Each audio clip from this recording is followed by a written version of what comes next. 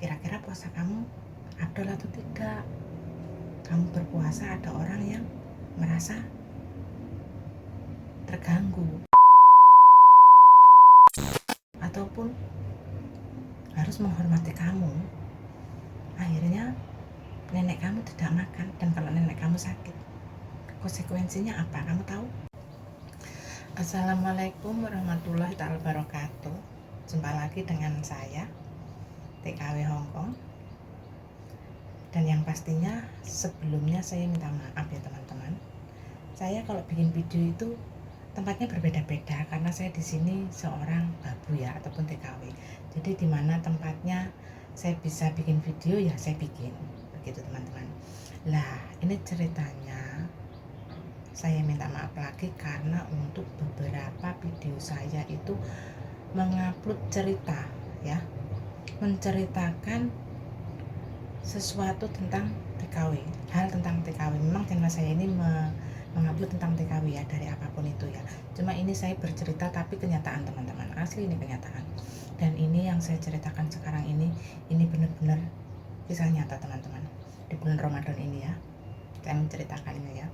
Karena barusan, belum lama, barusan setengah 12, dimana jamnya jam makan ya bagi semuanya lah ya, kecuali yang beragama Islam ataupun yang berpuasa ya. Ceritanya itu barusan saya ditelepon sama teman saya, sama-sama TKW. Karena kita sama-sama TKW ya, mungkin pertamanya itu relatif sama-sama TKW ya teman-teman. Jadi teman saya itu menelpon. Intinya dia menelpon saya, "Mbak, saya telepon dari tadi kok nggak diangkat-angkat loh Mbak. Maaf ya Nduk, saya di sini juga kerja. Ini loh jam setengah 12, waktunya saya ngasih makan bos saya," kata saya. "Nah itu Mbak ceritanya Mbak, tolong dikasih pengertian buat saya harus bagaimana? Karena saya ini masih baru bekerja, Mbak kan udah lama bekerja. Tolong kasih pencerahan buat saya Mbak."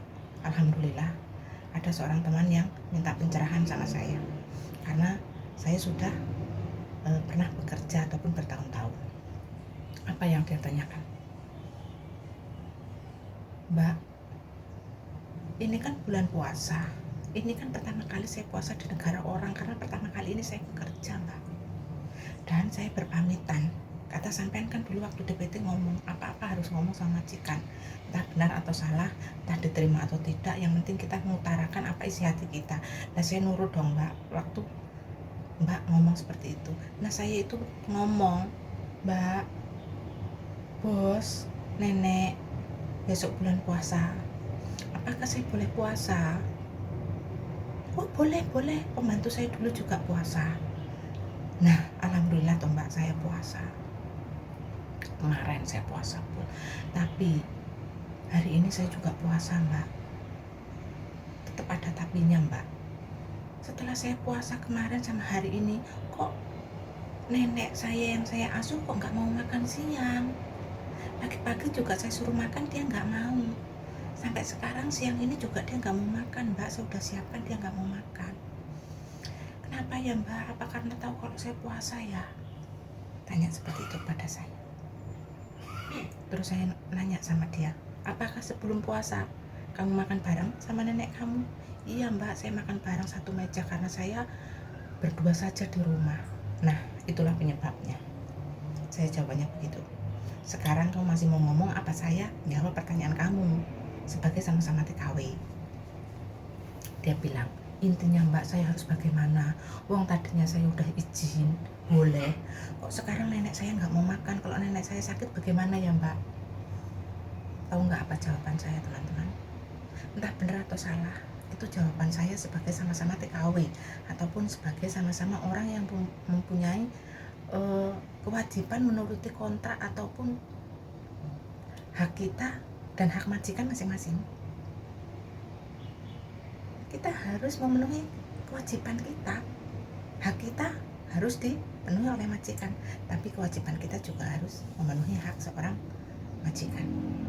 Sekarang begini teman-teman, saya mau ngomong sebenarnya tidak enak, tapi saya tetap menjawab apa yang saya tahu. Jawaban saya apa? Kamu sudah siapkah jadi TKW? Sudah siapkah kamu jadi buruh? Sudah siapkah kamu ikut orang? Tahu apa konsekuensinya? Kan saya sudah pernah bilang. Dia bilang apa? Ya mbak, sudah siap. Kenapa kamu belum siap? Aku udah siap mbak. Dari kamu bilang kamu pengen puasa, itu saja kamu belum siap. Sebenarnya nggak apa-apa kamu puasa kalau bos kamu boleh. Dah, kalau bos kamu boleh, sedangkan yang kamu asuh itu nenek. Nenek biasanya makan bareng sama kamu. Ya nenek kamu nggak bisa makan sendirian. Dia menghormati kamu. Kok kamu nggak menghormati nenek kamu? Ini namanya kebalik. Nenek kamu, bos kamu suruh menghormati kewajiban kamu, tapi kamu bagaimana? Kira-kira puasa kamu afdol atau tidak? Kamu berpuasa, ada orang yang merasa